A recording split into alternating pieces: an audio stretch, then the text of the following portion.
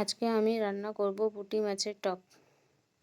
এখানে আমি মাছগুলোকে মেখে নেব, দিয়ে দেবো নুন, হলুদ আর বেসন, ভালোভাবে মেখে নেব। মাখা হয়ে গেলে মশলা তৈরি করে নেব। গোটা কাঁচা লঙ্কা, জিরে, ধনে, অল্প একটু পাঁচফোড়ন। কড়াইয়ে তেল ঢেলে তেলটি গরম হয়ে গেছে, এখন মাছগুলোকে ভেজে নেব। মাছগুলো ভাজা হয়ে গেছে, এখন তুলে নেব।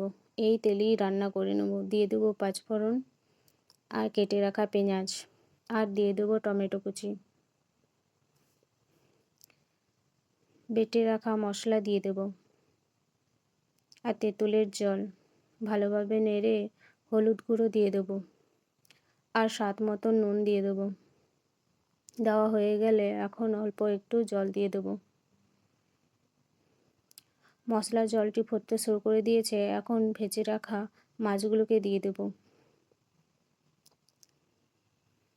রান্নাটি ফুটতে শুরু হয়ে গেছে, এখন রান্না হয়ে গেছে।